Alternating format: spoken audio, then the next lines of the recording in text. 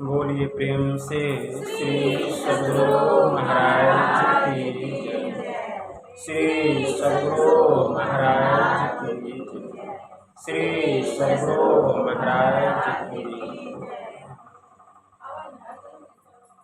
नमामि अमित ज्ञान रूपं कृपालम् अगम बोधदाता सुबुद्धि निधि विशालम् क्षमाशील अति धीर गंभीर ज्ञानम् धर्म कील गृहधीर समधीर जगत त्राणकारी अघारी उदारम् भगत प्राण रूपं दयागुण नमो सतगुरुं ज्ञानदाता सुस्वामी नमामि नमामि नमामि नमामि नमामि नमामि महाराज सद्गुरु है राजन को राजा है जिनकी कृपा से सर सर्व काजा भने में ही सोई परम गुरु नमामि नमामि नमामि नमामि नमामि नमामि नमामि श्री सद्गुरु महाराज की जय। अव्यक्त रूप में अनंत श्री परम विभूषित परमाराध्य संत सद्गुरु महाराज के पावन कमल चरणों में बारंबार नमन। आदरणीय सत्संग प्रेमी गुरुजनों, भक्तिमती माताओं एवं धर्मशिला,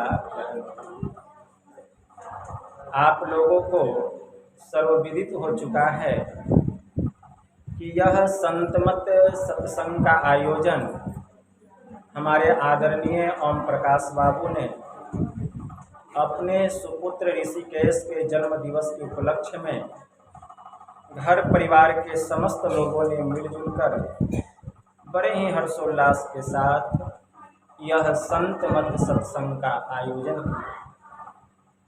इस संतमत सत्संग के द्वारा ज्ञान योग युक्त एकमात्र ईश्वर भक्ति का संदेश दिया जाता है, उपदेश दिया जाता है। प्रत्येक प्राणी मात्र को बोध कराया जाता है कि ज्ञान क्या है, योग क्या है, भक्ति क्या है, जीव क्या है, माया क्या है, ब्रह्म क्या है। इन सभी रहस्यमयी बातों का ज्ञान सत्संग के माध्यम से यह जो जीव अबोध बना हुआ है, सत्संग श्रवण करते करते एक दिन वह सुबोध और परम ज्ञानी हो जाता है। अभी संत स्तुति और गुरु वंदना से पाठ का शुभारंभ हुआ। हम लोगों ने अति ही मनोयोग पूर्वक भक्ति युक्त ढंग से पाठ का श्रवण किया। तत्पश्चात श्री रामचरितमानस सार सटीक प्रथम सोपान बालकांड से भी हम लोगों ने पाठ का श्रवण किया। पाठ के क्रम में हम लोग गुरु की महिमा के संबंध में श्रवण कर रहे हैं। गुरु की महिमा, गुरु की महिमा के संबंध में कितना भी कहा जाए वह कम ही होगा। हमारे प्रमराध्य ने कहा,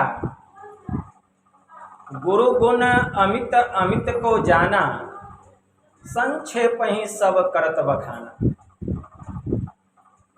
जितने भी महापुरुष हो गए, जिन्होंने भी गुरु की महिमा के संबंध में कुछ कहा, वह संक्षेप में ही कहा, पूरा कोई नहीं कर सका।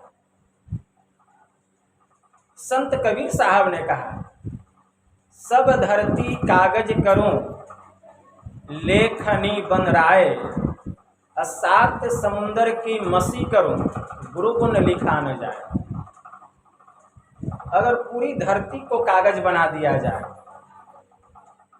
इस धरती पर जितने जंगल हैं, उस जंगल में जितनी लकड़ियां हैं, सबको कलम बना दिया जाए, और इस धरती पर जितने सागर महासागर जितने जल हैं, सब जल को स्याही बना दिया जाए, और उस स्याही रूपी जल में लकड़ी रूपी कलम को डुबाकर धरती रूपी कागज पर अगर गुरु की महिमा के संबंध में लिखा जाए, तो यह धरती रूपी कागज कम पड़ जाएगी। इस संसार में जितनी जंगल रूपी लकड़ियां हैं, वह समाप्त हो जाएगी।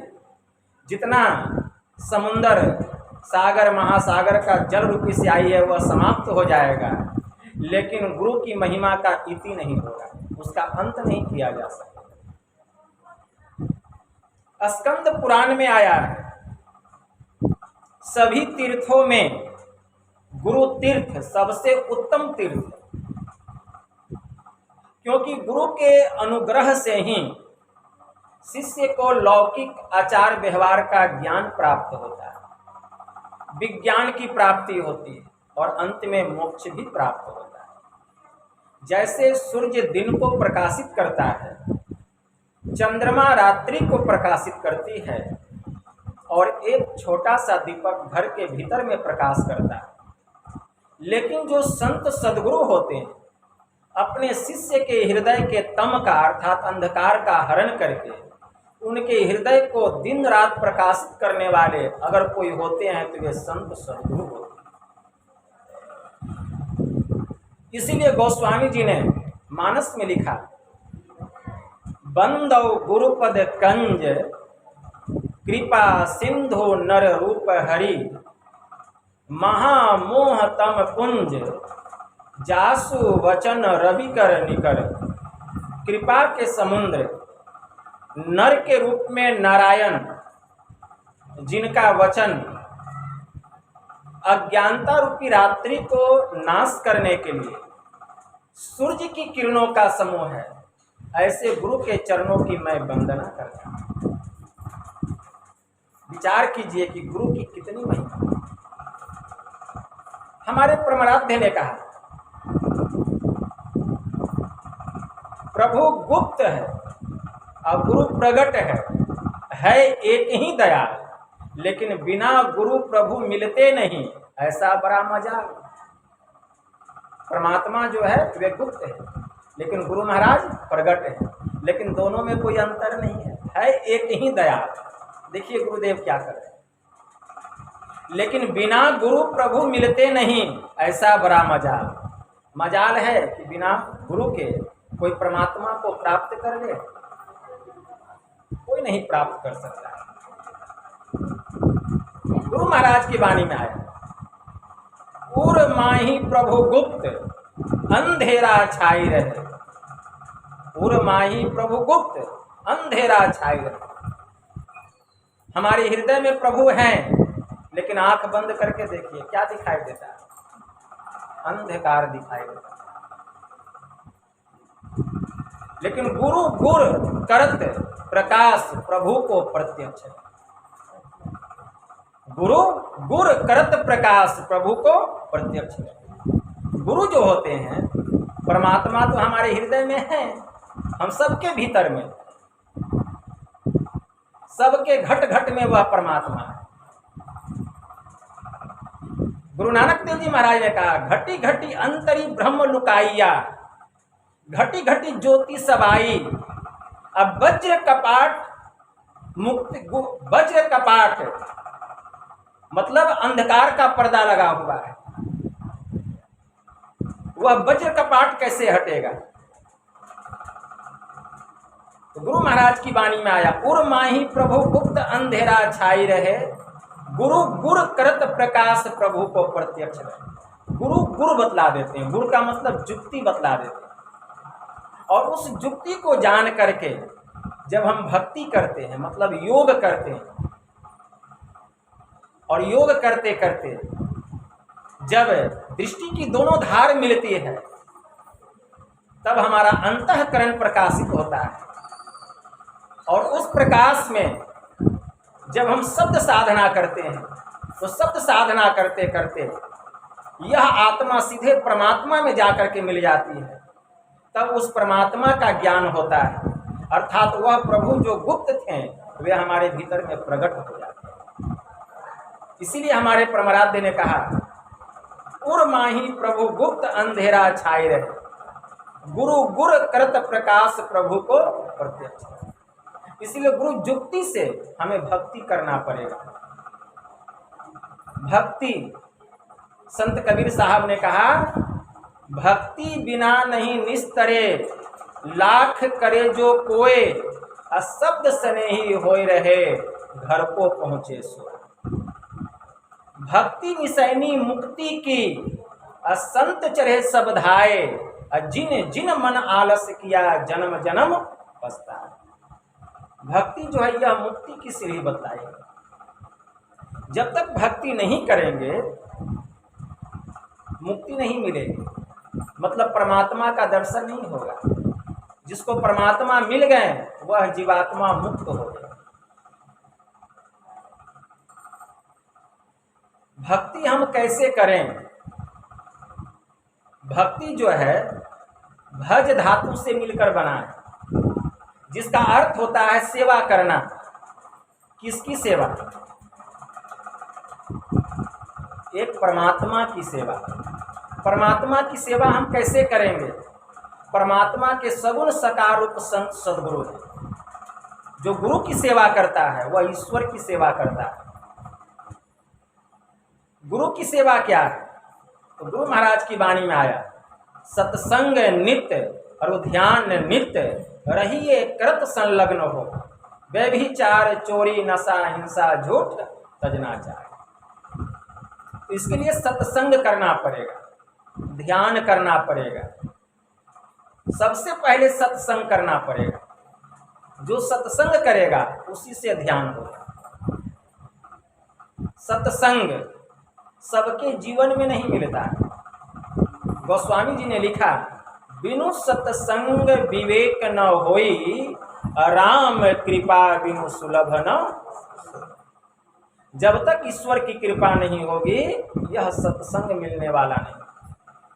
जो एक बार सत्संग में चला आता है और मनोयोग पूर्वक संतों की वाणी को वह श्रवण कर लेता है, तो यह संस्कार जीव के भीतर में पड़ जाता है, और यही संस्कार खींच खींच करके बार बार उसको सत्संग में लाता है, और वह सत्संग में रमन करने लगता है।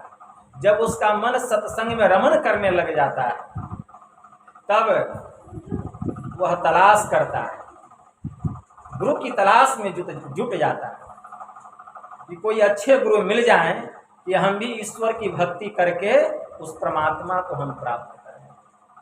क्योंकि जब तक हम सत्संग नहीं करेंगे गुरु नहीं मिलेगा। संत कबीर साहब ने कहा, मैं आन परी चोरन के नगर, सत्संग बिना जियरा तरसे, इस सत्संग में लाभ बहुत है, तुरंत मिलावे। यही सबसे बड़ा लाभ है कि सत्संग करते करते संत सद्गुरु मिल जाते हैं, और जब संत सद्गुरु मिलते हैं तो वे हमें सदजुक्ति बतला देते हैं। सदजुक्ति क्या बतलाते हैं? सदजुक्ति बतलाते हैं भक्ति करने। संत दादू दयाल जी महाराज की वाणी में आया, सदगुरु पशु मानुष करे, मानुष थे सिद्ध सोई, दातु सिद्ध ते देवता देव निरंजन होई। जब संत सदगुरु मिल जाते हैं तो वे हमें सत्संग सुना करके ज्ञान ध्यान की बात बतलाकर वे हमें पशु से मनुष्य बना देते हैं। और जब देखते हैं कि हम मनुष्य बन गए तब वे हमें जुक्ति बतला देते हैं, और जुक्ति बतला करके वे हमसे भक्ति कराते हैं। और भक्ति करते करते जब कुछ सिद्धि की प्राप्ति हो जाती है तो हम सिद्ध हो जाते हैं। फिर हम आगे की साधना करते हैं, दृष्टि योग की साधना करते हैं। दृष्टि योग की साधना में हम अंधकार से प्रकाश मंडल में जाते हैं तो दातु सिद्धते देवता, तो हम सिद्ध से देवता बन जाते हैं। फिर उसके बाद वे अपने पास हमको बुलाते हैं और सुरत शब्द योग का भेद बतलाते हैं।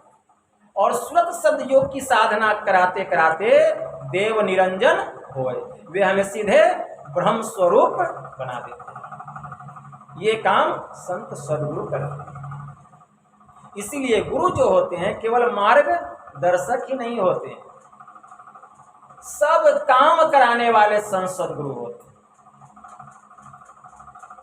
संत दादू दयाल जी महाराज के परम शिष्य हो गए संत सुंदरदास जी महाराज। उनकी वाणी में आया कि गुरु क्या क्या करते हैं। वे कहते हैं, साचो उपदेश देते, भली भांति सीख देते, समता सुबुद्धि देते, कुमति हरतु है। मार्ग बतलाई देते, भावहु भक्ति देते, प्रेम को प्रतीति देते, अभरा भरतु है। ज्ञान देते, ध्यान देते, आत्म विचार देते, ब्रह्म को बतलाई देते, ब्रह्म में चरतु। सुंदर कहे जग संत कछु लेत नाहि, संत जन तो निशिदिन कछु देवहु करता। ब्रह्म में विचरण कराने वाले संत सदगुरु होते हैं।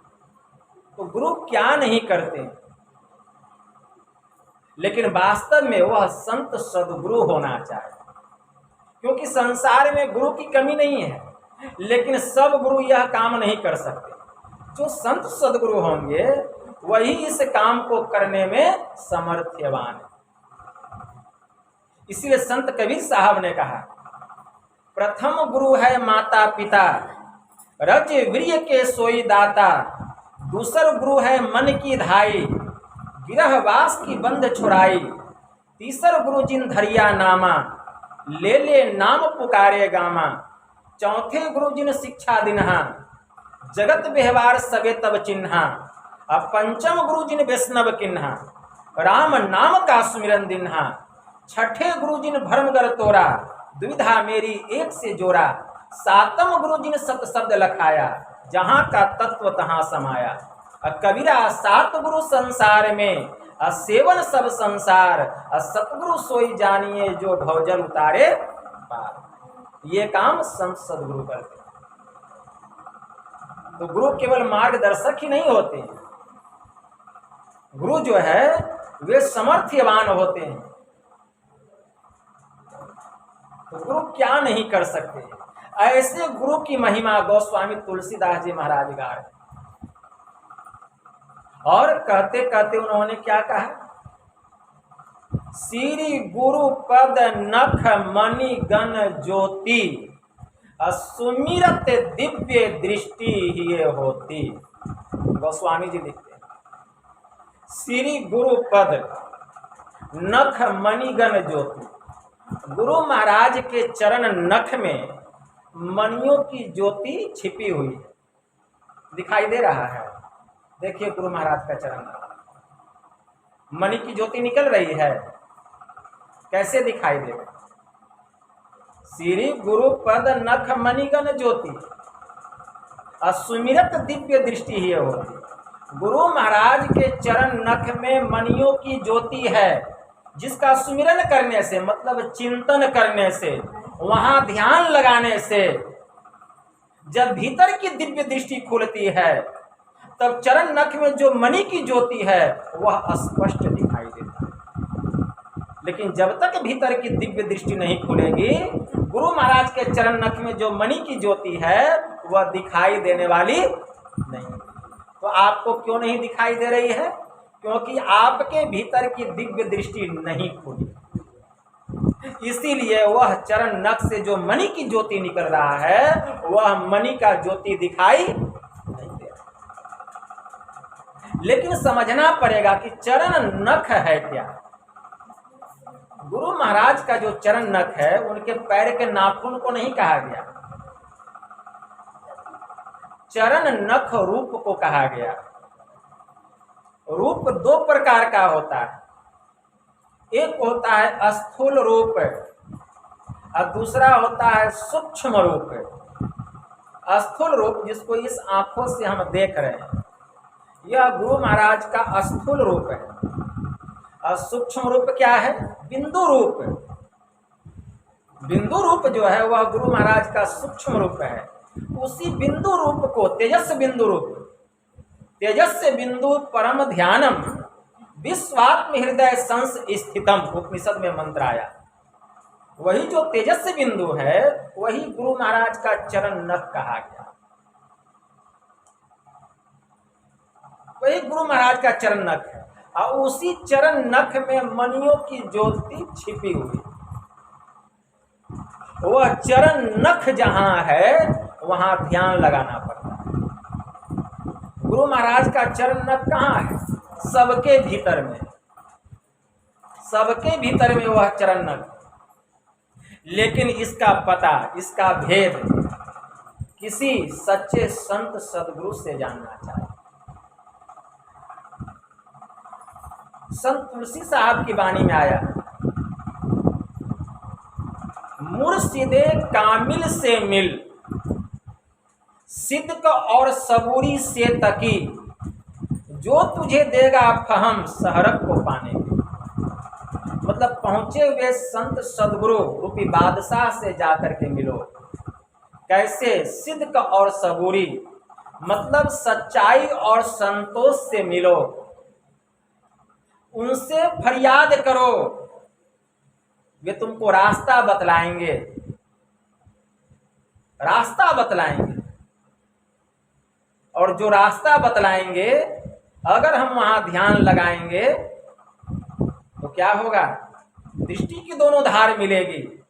जैसे दृष्टि की दोनों धार मिलेगी, आपके भीतर की दिव्य दृष्टि खुलेगी और चमचमाता हुआ वह चरण नख, वह ज्योतिर्मय बिंदु सामने में स्पष्ट प्रकाशित हो जाएगा, दिखाई देने लगे। देखिए उस मणि से कितना प्रकाश निकल रहा है। उसी मणि को ध्रुव कहा गया, तारा कहा गया, उसी को नफस नाथ का कहा गया, उसी को ईस्टर्न स्टार कहा गया, उसी को आईना कहा गया, उसी को हीरा कहा गया, उसी चरण नख को कहा गया। वहां ध्यान लगाना पड़ेगा। कहाँ? संत तुलसी साहब ने कहा, क्यों भटकता फिर रहा तू ऐ तलाशे यार में, रास्ता सहरग में है दिलबर पे जाने। वहीं से परमात्मा के पास जाने का रास्ता खुल जाएगा, वहीं पर वह रास्ता है। इसके लिए करना क्या पड़ेगा? इसके लिए सबसे पहले आसन को सिद्ध करना पड़ेगा, आसन को सिद्ध करना पड़ेगा। और आसन को सिद्ध करने के लिए आहार को सिद्ध करना पड़ेगा। आहार दृढ़, आसन दृढ़, भजन नेम दृढ़ होए, तब प्राणी पावे कछुक, और नहीं तो रहे विषय रस मोह। जा विषया संतन तजत, मूढ़ता ही लपटात, जा नर डारी बमन करत स्वान स्वाद सोखा। मतलब आसन को सिद्ध करना पड़ेगा। एक आसन से बैठना पड़ेगा, देर तक बैठने का अभ्यास करना पड़ेगा। सुख आसन में बैठिए, पद्म आसन में बैठिए, जिस आसन में आप बैठ सकते, लेकिन एक आसन होना चाहिए। और शरीर को सीधा रखना पड़ेगा, अपना सिर, गर्दन और कमर को एकदम सीधा रखना पड़ेगा। क्यों? हमारे रीढ़ के बीचों बीच एक खड़ी रेखा धार है। अगर हमारा कमर टेढ़ा हो जाएगा, आप देखे हैं कि बोरिंग से कनेक्शन रहता है पाइप का, और उसी पाइप के द्वारा टंकी में पानी जाता है।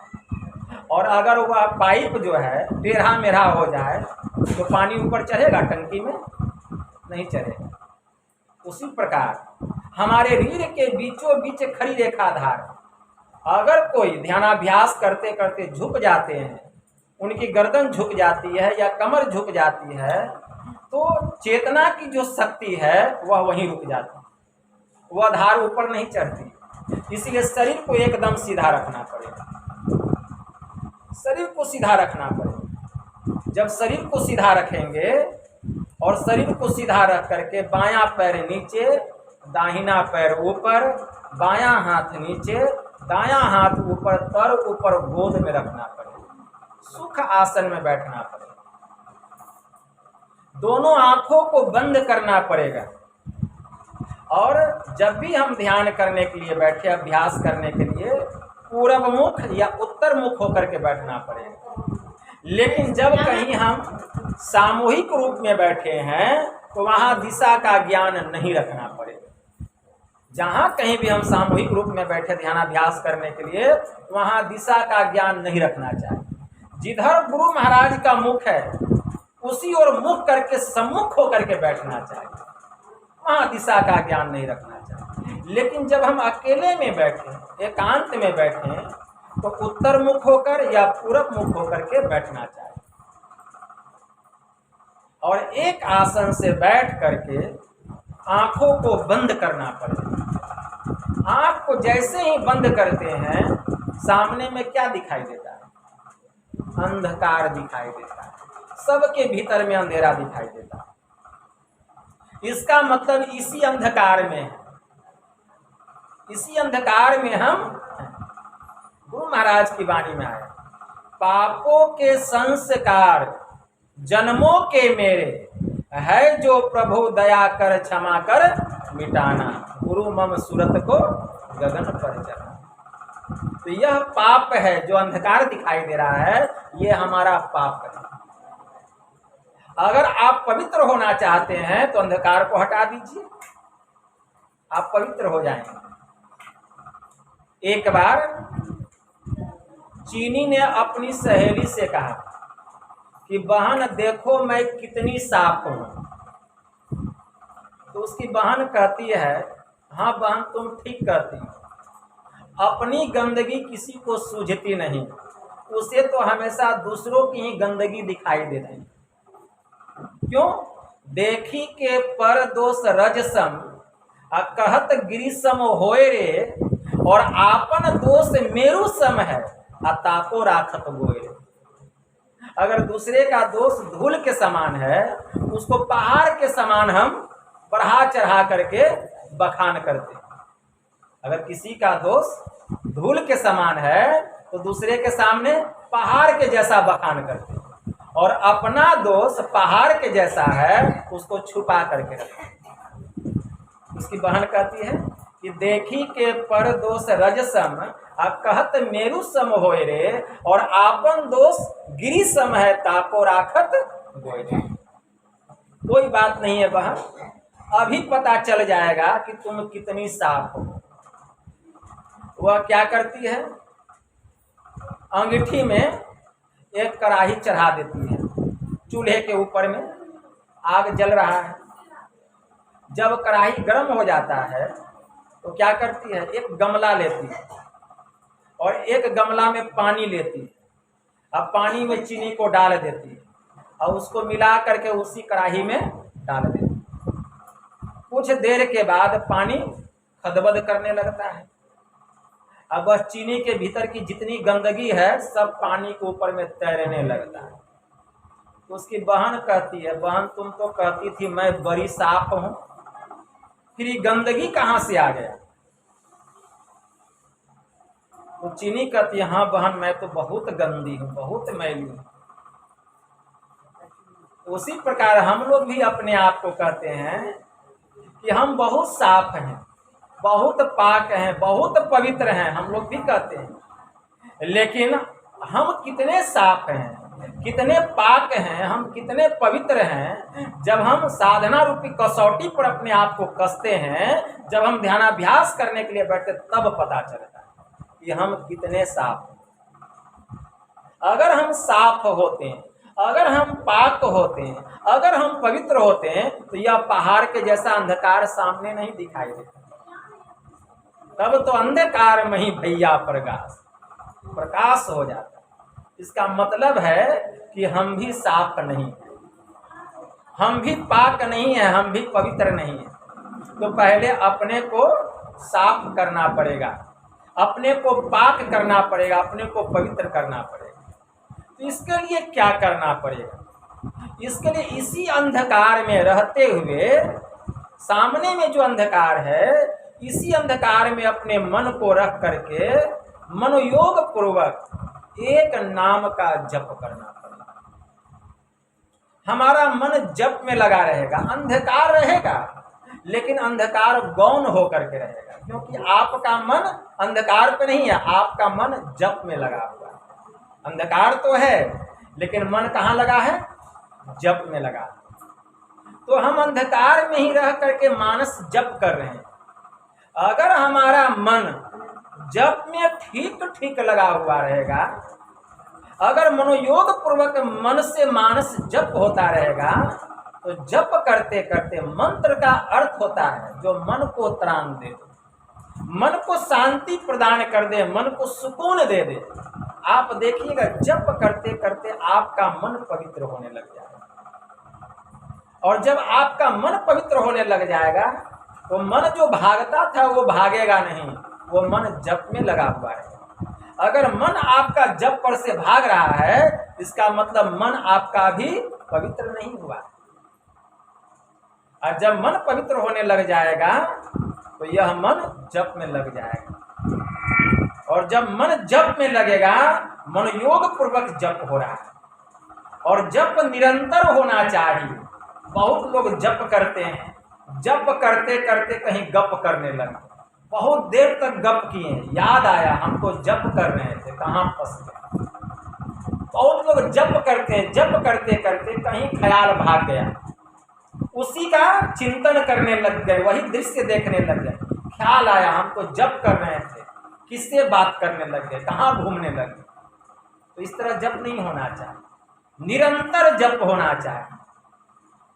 अगर निरंतर जप होने लग जाएगा, जप करते करते अगर 2 मिनट भी हमारा मन ठीक ठीक जप में लग जाए, 2 मिनट भी अगर हमारा मन जप में लगा हुआ रह जाए, तो मंत्र में शक्ति, मंत्र में ताकत है।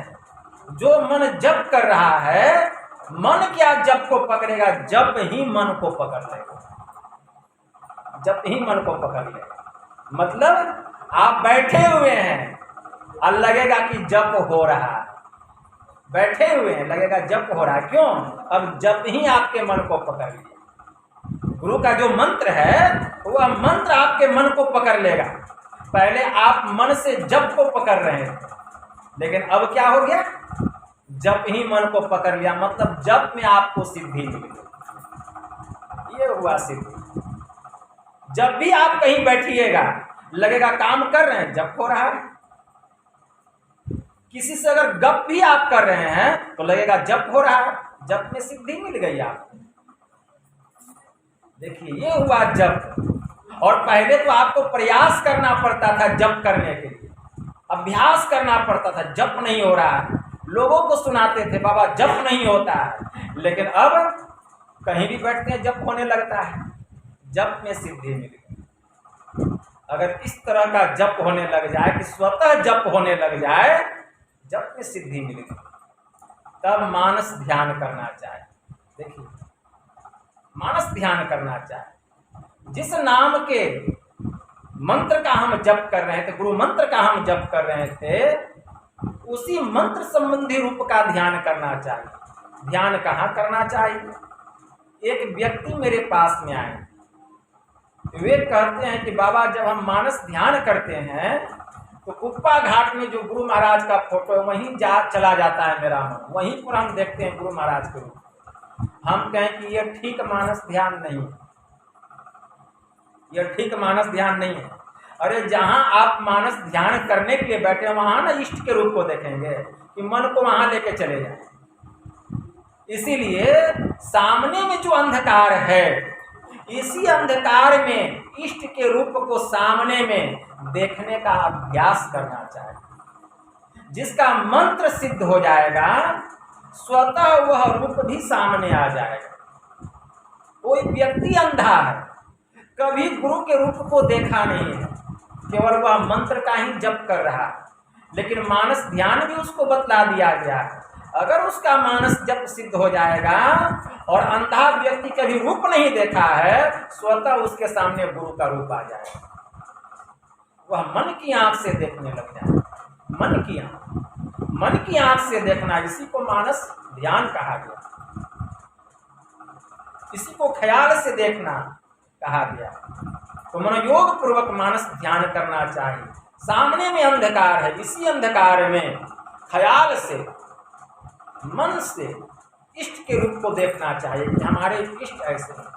अगर हम गुरु महाराज के रूप को ख्याल से वहां देखेंगे और जिसका रूप सिद्ध हो जाएगा तो स्वतः लगेगा कि गुरु महाराज सामने प्रकट हो, स्वतः लगेगा, हकीकत में लगेगा कि गुरु महाराज सामने आ गए। समझ जाइए उसका मानस ध्यान सिद्ध हो। जब भी वह आंख बंद करेगा या आंख खुला रखेगा, कहीं भी जाएगा, गुरु महाराज उसके सामने घूमेंगे। क्यों? मानस ध्यान सिद्ध हो गया। यह है मानस ध्यान। और वह व्यक्ति कुछ भी ख्याल करेगा, कुछ भी चिंतन करेगा, किसी को भी आशीर्वाद दे देगा, उसका पूरा काम हो जाएगा। मानस जप और मानस ध्यान में इतनी शक्ति है, यह है सिद्धि। उसका मानस ध्यान भी सिद्ध हो गया। मानस जप और मानस ध्यान करने से मन पवित्र हो गया, उसके अंदर में योग्यता आ गई, गुरु का बल मिल गया उसके भीतर, गुरु की कृपा हो। अब जब वह दृष्टि साधना करेगा तो दृष्टि साधना में उसको सफलता मिलेगी। अब दृष्टि साधना में कभी कभी ऐसा होता है जिसका मानस ध्यान जब सिद्ध हो जाता है, जब वो दृष्टि साधना करता है तो गुरु का ही रूप उसको दिखाई देता है। दृष्टि साधना में बहुत ऐसे साधक हैं जिनका दृष्टि साधना नहीं हो पाता। कारण क्या? उसने मानस ध्यान सिद्ध कर लिया, गुरु सामने एकदम प्रत्यक्ष है। आंख बंद करें, दृष्टि साधना करने का प्रयास करें, गुरु के ही रूप को देख रहे हैं, लेकिन मन ही मन गुरु महाराज से प्रार्थना करना चाहिए कि गुरुदेव हमको आगे बढ़ाइए। मन ही मन प्रार्थना करके दृष्टि योग की साधना करनी चाहिए। और दृष्टि योग की साधना में जब आंख बंद करेंगे तब वह रूप नहीं दिखाई देगा। अगर रूप आ भी जाए तो रूप पर से मन को हटा देना और सामने में अंधकार में देखना है। अंधकार में कहाँ? निर्दिष्ट स्थान पर देखना है। गुरु जहां बतलाए हैं देखने के लिए वहां देखना। निर्दिष्ट स्थान कहाँ है? दोनों आंख और नासिका का जो मिलन स्थान है, ठीक उसके सामने में। उसके सामने का मतलब बाहर में नहीं। बहुत लोग बाहर में समझ जाते हैं, बाहर में नहीं। दोनों आंख और नासिका का जो मिलन स्थान है, जहां हमारी माताएं और बहनें बिंदी लगाती है, ठीक उसके सामने। उसके सामने कहाँ? बाहर में नहीं, भीतर। बड़ा गहन बात। भीतर में कहाँ? आंख बंद करके सामने में अंधकार दिखाई देता है। इस अंधकार का नाम है नयनाकाश, मतलब आंख के भीतर का आकाश। उसी को नयनाकाश कहा गया। तो भीतर में अंधकार है, उसी अंधकार में दोनों आंख और नासिका का जो मिलन स्थान है, ठीक सामने अपना ख्याल लगाना चाहिए। तो जहां हमारा ख्याल लगेगा वहां मन लगेगा, वहीं पर मन को लगाना चाहिए। कितना सामने? तो जो लोग भजन भेद लिए हैं उनको पता होगा कितना सामने। भजन भेद लेते समय यह बात बतलाई जाती है कि कितना सामने देखना। हमारे गुरु महाराज की वाणी में आया, गंग जमुन बिच सरस्वती संगम पर, संध्या करो नित भाई, दृष्टि युगल कर अंगुल द्वादश पर, दृढ़ थिर धरु ठहराई, प्राण स्पंदन बंद हो जाई, मनहु तजई चंचलाई। मतलब 12 अंगुल की दूरी पर 12 अंगुल बना करके ध्यान नहीं करना है, एक अनुमान से ख्याल वहां लगाना है, ध्यान लगाना है। सामने में उसी नैनाकाश में देखना है। कैसे देखना है? तरकीब है देखने का। सिमटी हुई निगाह से देखना है, सिमटी हुई निगाह से। सिमटी हुई निगाह से देखेंगे तो क्या होगा? आपकी दृष्टि सिमटेगी उसी नैनाकाश में। जो पहाड़ के जैसा अंधकार है, उस पहाड़ के जैसे अंधकार पर से आपकी दृष्टि सिमटती चली जाएगी और अपने मन को गुरु निर्दिष्ट स्थान पर लगा करके रखना है। तो जितना हमारी दृष्टि सिमटेगी उतना हमारा मन सिमटेगा, जितना हमारा मन सिमटेगा उतना अंधकार का सिमटाव होगा। अंधकार इतना सिमट जाएगा, इतना सिमट जाएगा कि वही अंधकार एक तिल बिंदु के समान हो जाएगा। कारण क्या है? आपकी दृष्टि सिमट गई, इसलिए आपका मन सिमट गया। दृष्टि कैसे सिमट गई? जैसे सुई के छेद में डोरा पिरोना हो तो आप अपनी दृष्टि को कितना समेटते हैं? अगर सुई के छेद में डोरा पिरोना हो, आप दृष्टि फैली हुई रहे संसार में, डोरा घुसेगा छेद में, क्या करते हैं? दृष्टि को समेट करके सुई के छिद्र पर लेकर के जाते हैं और डोरा को भी समेटते हैं, डोरा को भी समेटते हैं और तब सुई के छिद्र के पास लेके जाते हैं। और फिर सिमटी हुई निगाह से देखते हैं, डोरा को उसके मुंह के पास लेके जाते हैं जहाँ छेद है और तब उसमें घुसाते हैं, तब डोरा सुई के छेद में प्रवेश करता है। उसी प्रकार सिमटी हुई निगाह से देखेंगे तो क्या होगा? हमारी दृष्टि इतनी सिमट जाएगी कि यह जो अंधकार है तिल बिंदु के समान दिखाई देगा। और इसी तिल बिंदु पर जब हमारा सूरत टिका हुआ रहेगा, मन टिका हुआ रहेगा उसी तिल बिंदु पर, तो परिणाम क्या होगा? अगर उस तिल बिंदु पर हमारा सूरत, हमारा मन, क्योंकि जहां मन है वहीं सूरत है, मन और सूरत का बड़ा मेल है, दूध और घी के जैसा।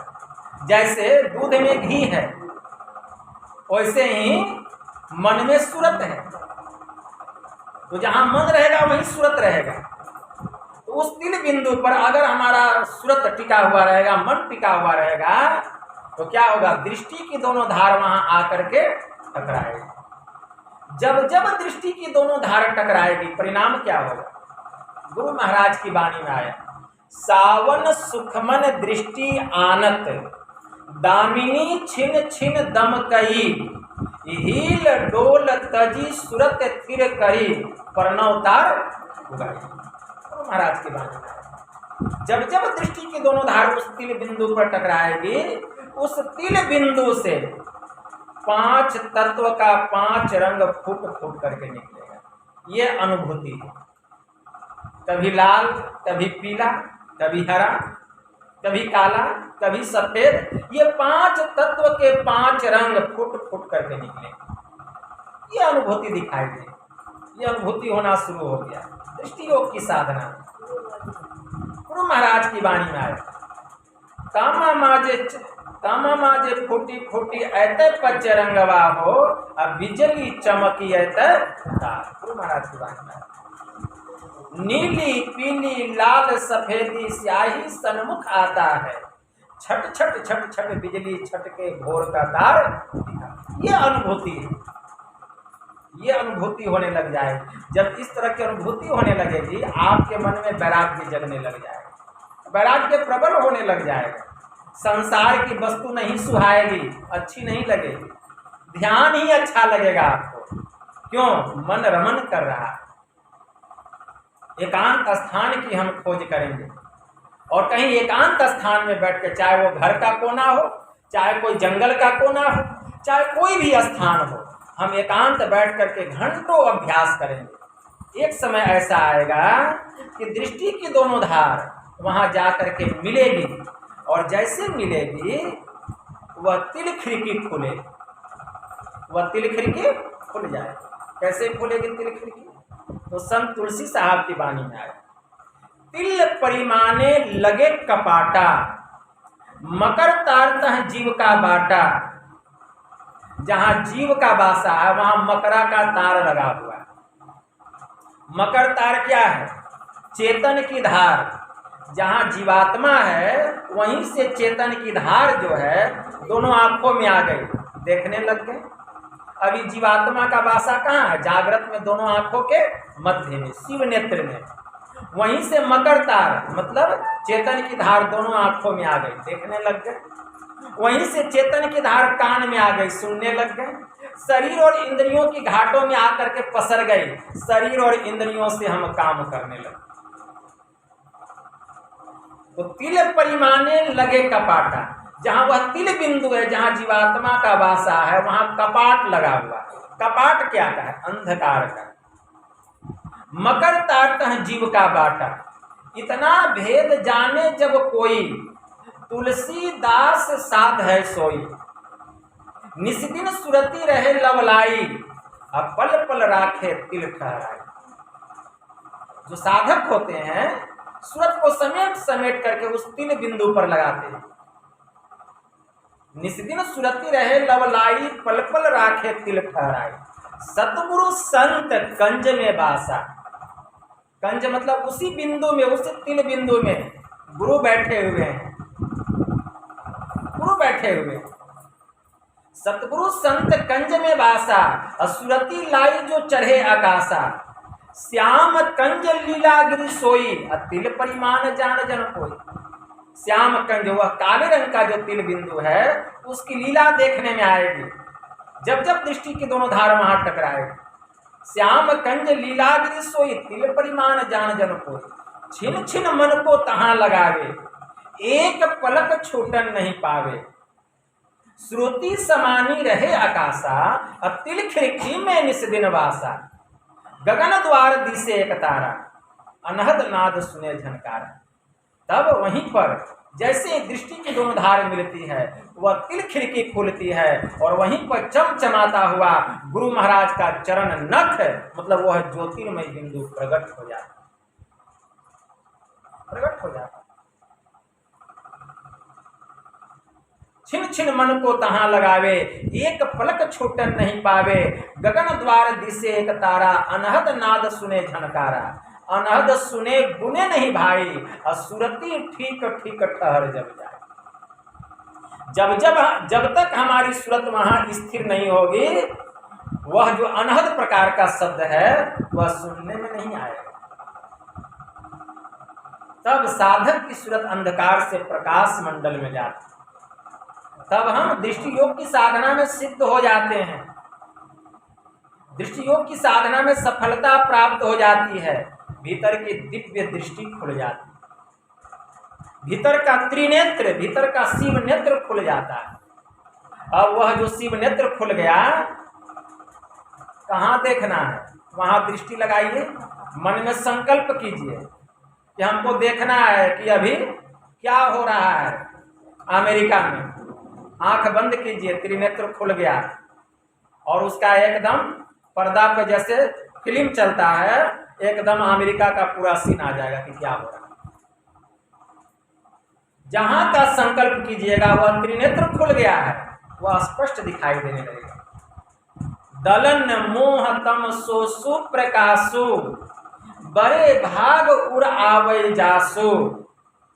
उघरई विमल विलोचन ही के, मिटही दोष दुख भव रजनी के। सूझई राम चरित मणि मानिक, गुप्त प्रगट जहाँ जो जही खानिक। जथा स्वंजन आंजी धृग, साधक सिद्ध सुजान। अब कौतुक देखई शैल बन, भूतल भूरि विधान। उसके अंदर का अंधकार का दोहन हो गया, जिसके भीतर में यह सुंदर प्रकाश प्रकट हो जाता है, मणि के समान प्रकाश।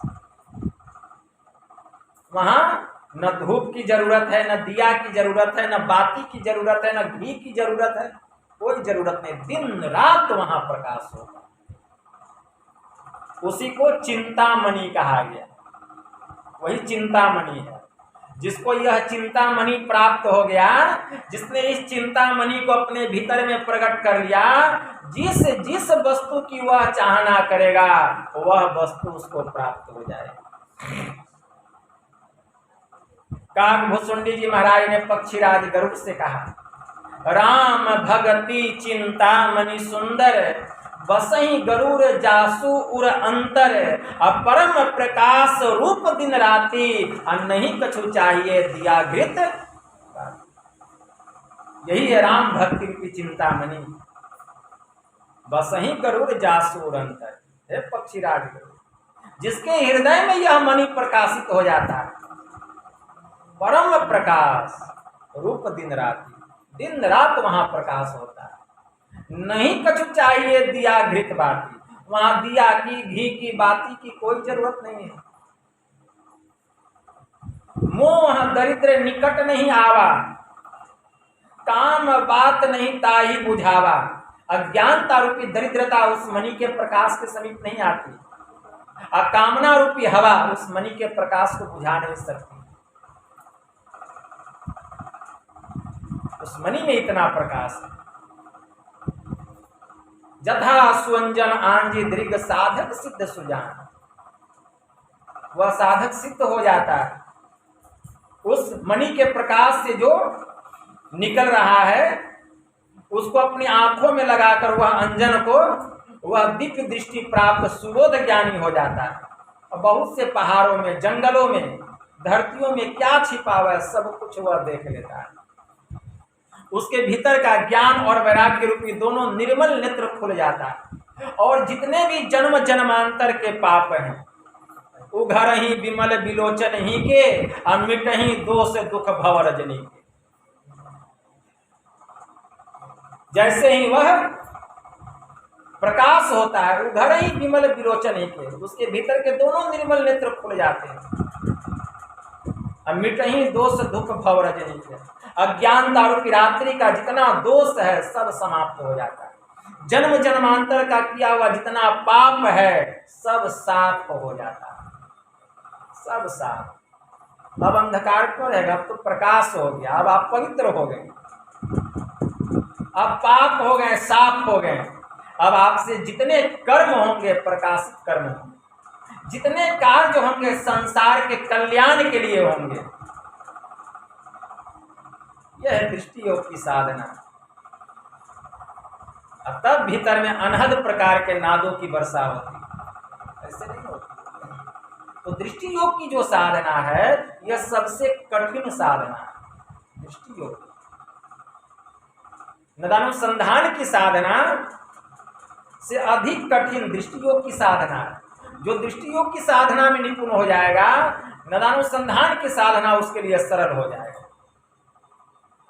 लेकिन जो दृष्टि योग की साधना को नहीं करके नदानुसंधान की साधना करता है उसको बहुत कठिनाई होती है, बहुत कठिनाई होती है। बहुत लोग दृष्टि योग की साधना नहीं करते और नदानुसंधान की साधना करते, उनको बहुत कठिनाई होती है। लेकिन जो दृष्टि योग की साधना में निपुण हो जाते हैं उनको शब्द साधना में कठिनाई नहीं होती। गोस्वामी तुलसीदास जी महाराज लिखते हैं, बंदौ गुरुपद पदुम परागा, असुरुचि सुवास सरस अनुरागा। मैं गुरु महाराज के चरण रज की वंदना करता हूं। जो अच्छी रुचि को उत्पन्न करने वाली, प्रेम को उत्पन्न करने वाली, अनुराग को उत्पन्न करने वाली वह चरण रज है। गुरु महाराज का चरण रज, चरण रज है क्या? अमीय मूरी में चूरन चारो, समन सकल भाव रुज परिवार। यह जो चरण रज है अमृत मिश्रित जड़ी का सुंदर चूर्ण बतलाया गया। चरण रज में अमृत क्या है, सार क्या है, ये जानना पड़ेगा। गुरु महाराज का चरण रज 3 प्रकार का बतलाया गया। गुरु महाराज का चरण रज 3 प्रकार का। रज का मतलब होता है धूल। तो गुरु महाराज के चरणों के नीचे की जो धूल है, जहां गुरु महाराज का चरण है और उनके नीचे की जो धूली है, वह मिट्टी रूप चरण रज है। उस मिट्टी रूप चरण रज की विशेषता क्या है, उसमें अमृत क्या है?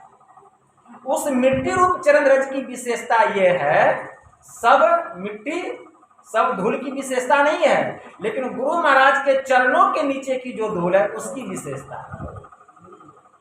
उसमें अमृत क्या है? तो गुरु महाराज के चरणों से जो आभा निकल रही है वही अमृत है, जो उस धूल में प्रवेश किया हुआ है। श्री सद्गुरु महाराज की जय। गुरु महाराज के चरणों से जो आभा निकल रही, जो गर्मी निकल रही है, वही अमृत है जो उस चरण रज में घुसा हुआ है। और जो कोई उस मिट्टी रूप चरण रज को उठा के अपने माथे पर तिलक के रूप में लगाते हैं, तो उनके भीतर के जितने अवगुण है, दुर्गुण है, वह चरण रज सबका हरण कर ले,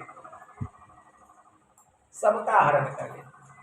तो यह मिट्टी रूप चरण रज की विशेषता है। तो यह है पहला चरण रज गुरु महाराज का, मिट्टी रूप। ये मिट्टी रूप चरण रज। दूसरा चरण रज क्या है? दूसरा चरण रज है नैसर्गिक आभा रूप चरण रज। नैसर्गिक आभा रूप चरण रज क्या है? गुरु महाराज के शरीर से जो आभा निकल रहा है, जो महापुरुष होते हैं, जो संत होते हैं, उनके शरीर से एक आभा निकलती है और वह बहुत दूर तक अपना क्षेत्रफल बना करके रखता है। और जो कोई उस आभा में प्रवेश कर जाता है, तो उनके मन के जितने संशय हैं, जितनी जिज्ञासाएं हैं, जितने भ्रम हैं, सब दूर हो जाते हैं। श्री सद्गुरु महाराज की जय। यह है नैसर्गिक आभा रूप चरण रज। दूसरा चरण रज मुंगेर जिला के रहने वाले एक प्रोफेसर थे, शिवचंद बाबू, और उस समय भागलपुर के वीसी थे रामधारी सिंह दिनकर। तो उनको यूनिवर्सिटी आना पड़ा कुछ काम से। शिवचंद बाबू को कुछ कॉलेज के काम से यूनिवर्सिटी आना पड़ा। जब वे भागलपुर यूनिवर्सिटी आए, तो उनके मन में हुआ कि गुरु महाराज का आश्रम बगल में है, कुप्पा घाट, वो दीक्षित थे गुरु महाराज से। तो मन में हुआ कि गुरु महाराज का दर्शन करके आते। लेकिन जब पैकेट में हाथ देते हैं तो पैसा नहीं कि गुरु महाराज का दर्शन करके हम फिर मुंगेर जा सकें। देखिए गुरु महाराज कैसी कृपा करते हैं। उसी समय रामधारी सिंह दिनकर जो वीसी साहब थे, वे कहते हैं प्रोफेसर साहब से, शिवचंद बाबू से, कि प्रोफेसर साहब, मैंने सुना है कि भागलपुर में कुप्पा घाट बहुत ही सुंदर स्थान है और वहाँ कोई महर्षि रहते हैं, कोई संत रहते हैं, तो क्या मैं उनसे जो कुछ प्रश्न पूछूंगा वे बतलाएंगे? कहें कि हाँ अवश्य बतलाएंगे, क्यों नहीं बतलाएंगे। कहेंगे ठीक है, तो चलिए आज उनका दर्शन करके आते हैं और कुछ सवाल हम लिख करके रखे हैं, 7 सवाल, और यही 7 सवाल का जवाब हम उनसे पूछेंगे।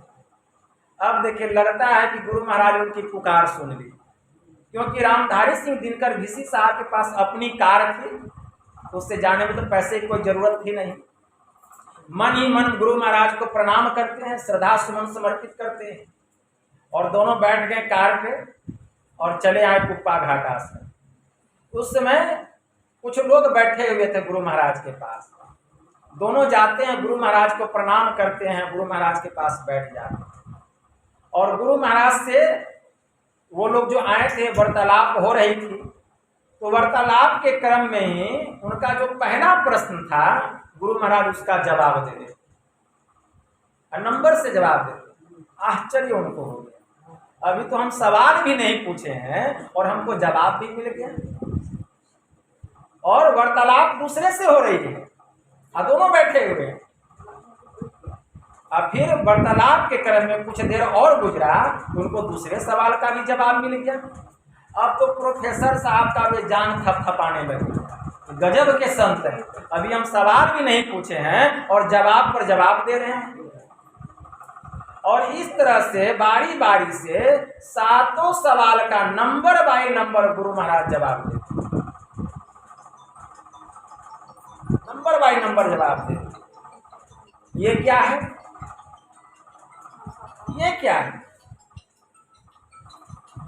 वो पूछते हैं डीसी साहब कि हजूर, मैं 7 सवाल लिख करके आया था कि आपसे इसका समाधान कराऊंगा, लेकिन यह क्या, मैंने आपसे पूछा भी नहीं और 7 सवाल का जवाब हमको मिल गया। तो गुरु महाराज कहने की कृपा किए कि जो महापुरुष होते हैं उनके शरीर से एक आभा निकलती है, उसका नाम है नैसर्गिक आभा। और जो कोई उस आभा के अंदर में चले आते हैं, उनके मन के जितने सवाल होते हैं, जितनी जिज्ञासाएं होती है, सबका समाधान हो जाता है। यह उस नैसर्गिक आभा की महिमा। यही है गुरु महाराज का दूसरा चरण रज। यूनान के रहने वाले थे महात्मा सुकरात, और महात्मा सुकरात को कैद कर लिया गया। वहां का जो शासक था बड़ा ही निरंकुश शासक था, और उसी समय अरस्तु के मन में बहुत तरह के प्रश्न थे, और प्रश्न का उसने एक लंबा लिस्ट तैयार किया था कि मैं महात्मा सुकरात से जाकर के मिलूंगा और सारे प्रश्नों का समाधान कराऊंगा। जैसे महात्मा अरस्तु के संबंध में पता चला, महात्मा सुकरात के संबंध में अरस्तु को पता चला, उनको कैद कर लिया गया है, चल दिए मिलने के लिए महात्मा सुकरात से। वह लिस्ट लेकर के चल दिए, लंबा लिस्ट था सवाल का, और जैसे जैसे उनके समीप जाने लगे, एक एक सवाल का समाधान होता चला गया। और जब महात्मा सुकरात के पास पहुंचे तो महात्मा सुकरात को प्रणाम करते हैं और कहते हैं, गुरुदेव, मेरे मन में बहुत तरह के सवाल थे और सभी सवालों का मैंने लिस्ट तैयार करके रखा था कि मैं सबका समाधान आपसे कराऊंगा, लेकिन यह क्या, जैसे जैसे आपके समीप आने लगा, सब सवालों का समाधान होता चला गया। अब तो केवल एक ही सवाल बच गया कि यह हुआ तो कैसे हुआ। वहीं पर महात्मा सुकरात कहने कृपा किए कि अरस्तु, जो महापुरुष होते हैं उनके शरीर से एक आभा निकलती है, जिसको नैसर्गिक आभा कहा गया। वह बहुत दूर तक अपना क्षेत्रफल बना करके रखता है, और जो कोई उस क्षेत्रफल में प्रवेश कर जाते हैं, उनके मन के जितनी जिज्ञासाएं होती है, जितने सवाल होते हैं, जितने संशय होते हैं, वह सब दूर हो जाता है, सबका समाधान हो जाता है। यह उस नैसर्गिक आभा की है। यह है दूसरा चरण रज। अब तीसरा चरण रज क्या है? तीसरा चरण रज है ब्रह्म ज्योति रूप। तीसरा चरण रज है ब्रह्म ज्योति रूप।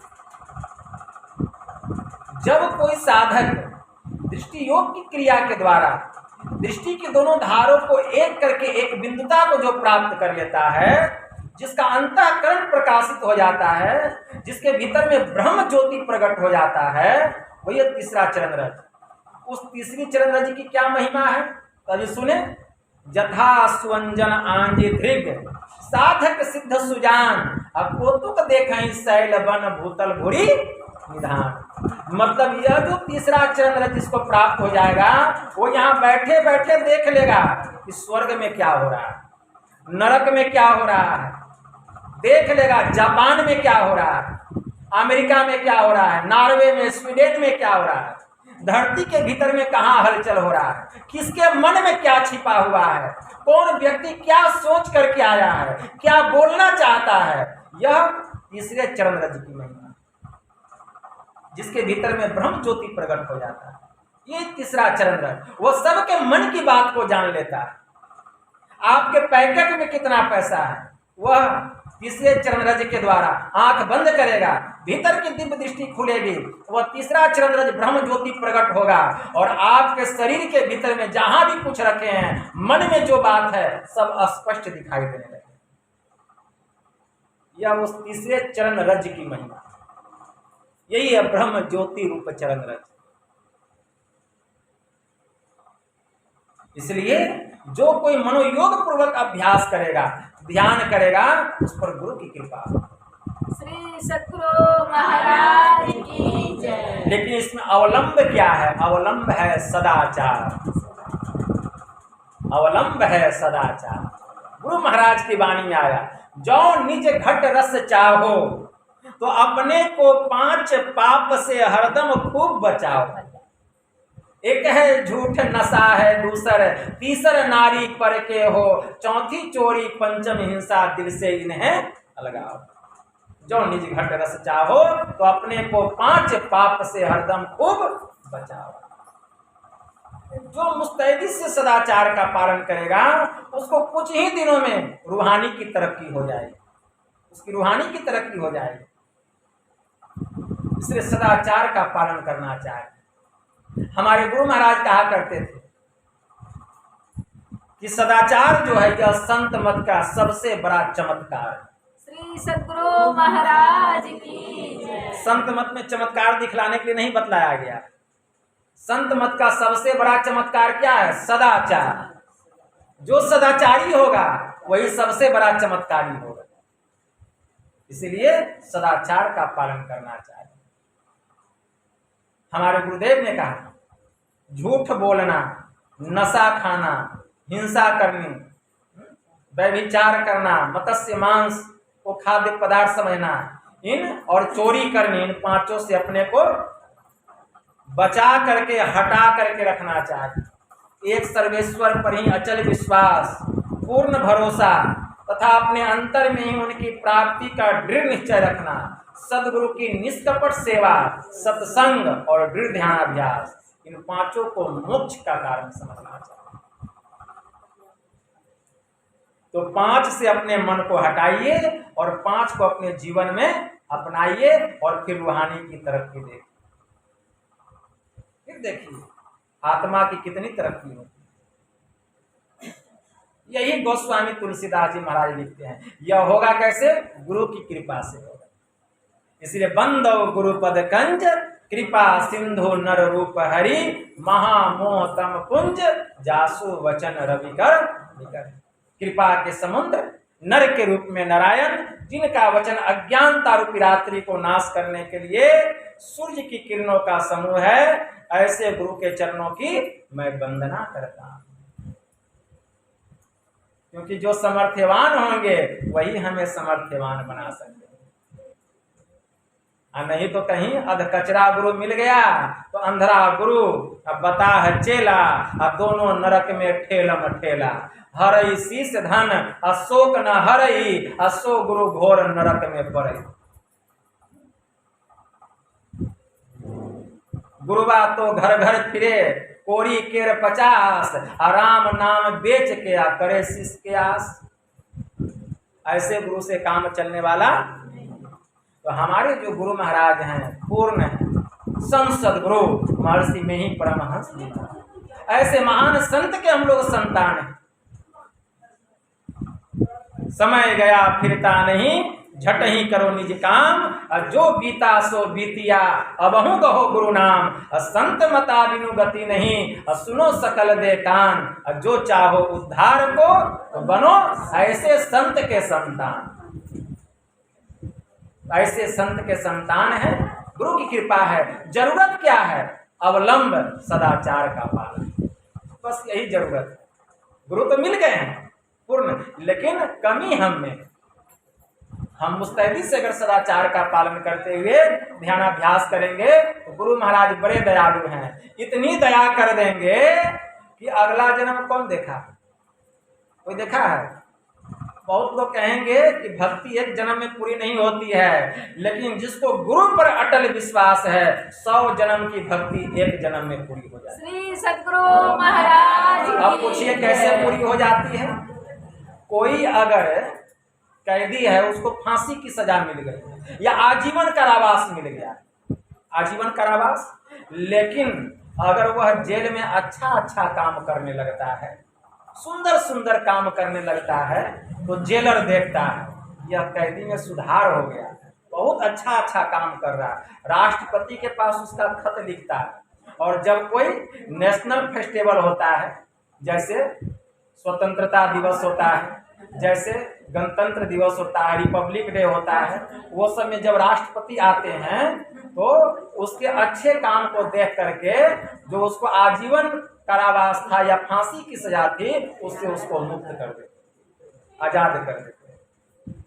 उसी प्रकार हमारी भक्ति 100 जन्म में पूरी होगी, लेकिन अगर हम मुस्तैदी से सदाचार का पालन कर रहे हैं, परोपकार का काम कर रहे हैं, अब खूब ध्यान साधन में लगे हुए हैं, संसार से अपने मन को खूब हटा के लगे हैं, गुरु महाराज के काम में लगे हुए हैं, अपने काम में लगे हुए हैं, भक्ति ध्यान कर रहे हैं, तो गुरु महाराज कृपा होगी, कहेगा जाओ 100 जन्म का काम इसी जन्म में तुम्हारा। श्री सद्गुरु महाराज की जय। इसीलिए मेरा कहने का भाव है कि अगला जन्म कौन देखा, ऐसा काम कीजिए कि इसी जन्म में मुक्ति को प्राप्त करें।